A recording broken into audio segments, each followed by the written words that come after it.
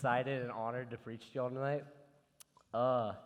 Tonight I'm going to preach about my favorite verse, but first I would like to ask y'all to think of a metaphor to describe your relationship with God.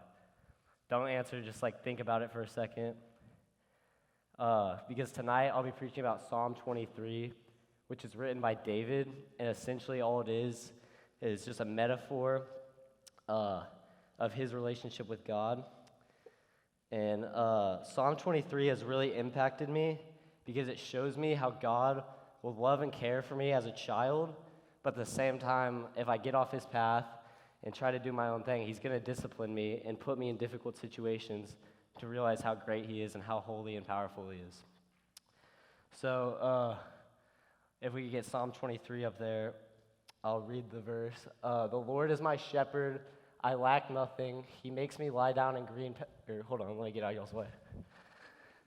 The Lord is my shepherd, I lack nothing. He makes me lie down in green pastures. He leads me beside quiet waters. He refreshes my soul. He guides me along the right paths for his name's sake. Even though I walk through the darkest valley, I will fear no evil, for you are with me, your rod and your staff, they comfort me. You prepare a table before me in the presence of my enemies. You anoint my head with oil, my cup overflows. Surely your goodness and love will follow me all the days of my life, and I will dwell in the house of the Lord forever.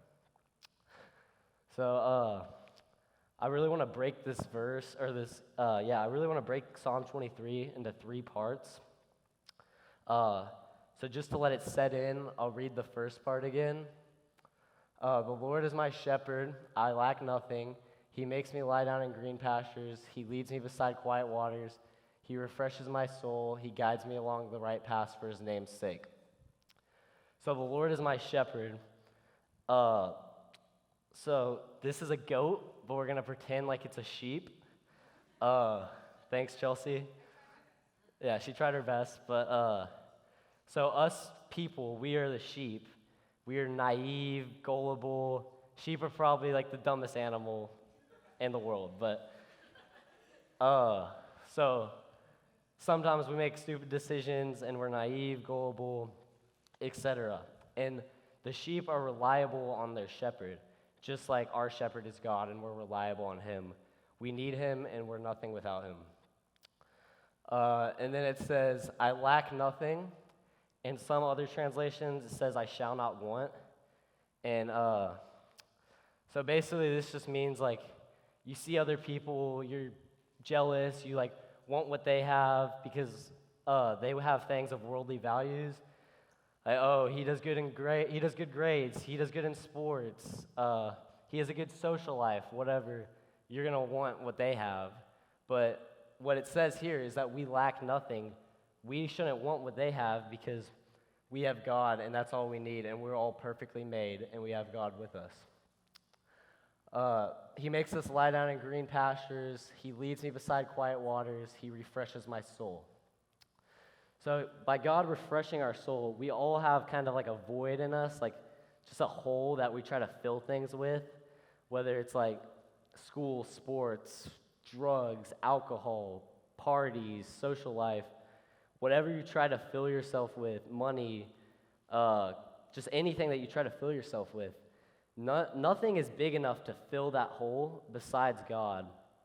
So I really just encourage you to take time for God and prioritize him because he's the only thing that's going to fulfill you and make you satisfied. Second part, he guides me along the right paths for his name's sake. God will just guide you from the day you were born to the day you go into heaven. God will be there for you and he'll guide you through the whole thing we call life. Second part, even though I walk through the darkest valley, I will fear no evil, for you are with me. Your rod and your staff, they comfort me. This part is really good because it shows we all go through hard times. We all have difficult situations. You may have lost a loved one. You may have done bad on a test, like an ACT or an SAT or something that just stresses you out. You may be struggling with addiction, drugs, alcohol, gambling, etc. Or another thing is You may have depression, anxiety. We're all high schoolers. We go through things that make us overthink, and we're hard on ourselves. So this right here it's just great because it shows us that whatever valley we are going through, whether it's the valley of depression, the valley of anxiety, the valley of loss, no matter what valley you go through, God's there, and his rod and his staff will comfort you. You will fear no evil. Faith is measured by walk, not by talk. So you can say, like, I trust God. I shouldn't fear anything because I trust God, and he's right there. But you won't truly, if you truly and believe, truly in all of your heart of hearts, trust God, you shouldn't fear anything because you know that he is all-powerful and you have him. So now the third part here. You prepare a table before me in the presence of my enemies. You anoint my head with oil. My cup overflows. Surely your goodness and love will follow me in all the days of my life, and I will dwell in the house of the Lord forever. Obviously, by dwelling in the house of the Lord forever, it's talking about heaven. And if we all truly accept Christ as our Savior and keep God with us through our whole life and just like really accept him, we will go to heaven and spend eternity with God. And this third part, really just another example of God being there with us, and God will, if we get off the path, God will discipline us. My brother likes to use this analogy, shout out Blake Beeson. When the sheep get off their path, the shepherd breaks their leg so they don't do it again. Now, I'm not saying God's going to break our leg, obviously, but he's going to discipline us. He's going to put us through these difficult situations so that we remember him. Another thing is, God is not a genie in a bottle. Let's say you get into a math test or something. Everyone's been here. You haven't studied. You feel like you're just going to totally fail it. So you get on your knees and you say, God, please just let me pass this. I beg you, please let me pass this. You're probably still going to fail. That doesn't mean you're going to pass. God is more here to guide us and show us the way, and so that we can live a life that glorifies him. And then I just want to leave y'all with this.